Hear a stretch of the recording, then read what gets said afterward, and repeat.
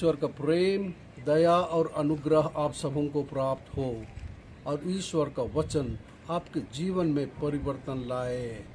आज सामान्य समय का 29वां रविवार है।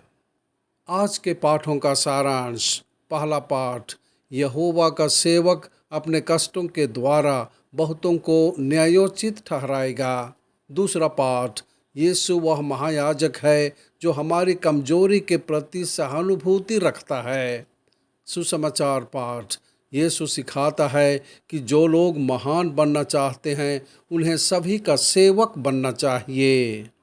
नबी यशायाह से लिया गया आज का पहला पाठ हमें बताता है कि पैगंबर अपने कष्टों के माध्यम से अपने लोगों के लिए आशीर्वाद का स्रोत बन जाता है। उसे बनाने के लिए ईश्वर ने स्वयं उसे दुख में डालता है। वह अपने प्राण के परिश्रम का फल देखेगा और तृप्त होगा। धर्मी अपने ज्ञान से बहुतों को धर्मी बना देगा और वह उनके अधर्म का भार उठाएगा। यह ईश्वर द्वारा चुने गए सभी पैगंबरों का मिशन है। वे अपने जीवन से लोगों के लिए आशीर्वाद लाते हैं।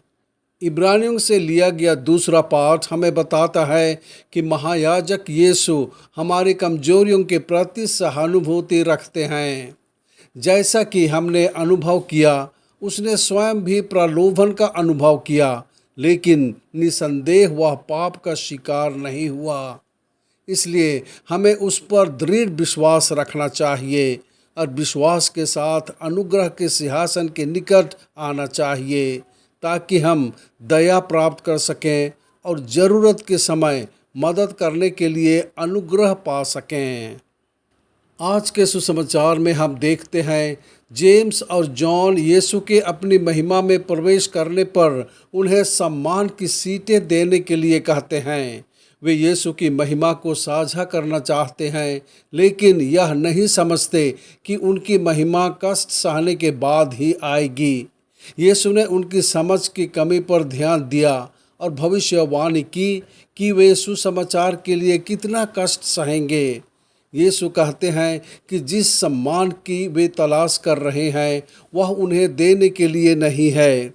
जब अन्य 10 ने सुना कि जेम्स और जॉन ने क्या पूछा है, तो मार्क ने बताया कि वे क्रोधित हैं।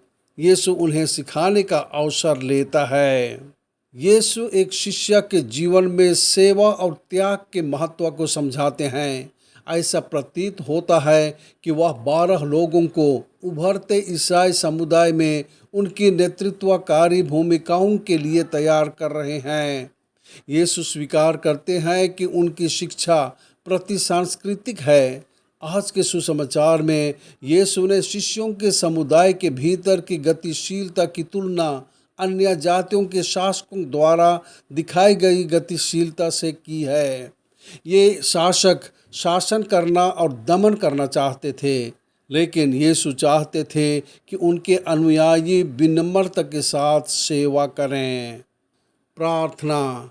हे प्रभु यीशु ख्रिस्त, आप चाहते थे कि आपके अनुयायी विनम्र और सेवा भावी हों। हमें भी सभी कमजोरों और पीड़ितों के प्रति दयालु, सहानुभूतिपूर्ण और दयालु बनाएं। आमीन।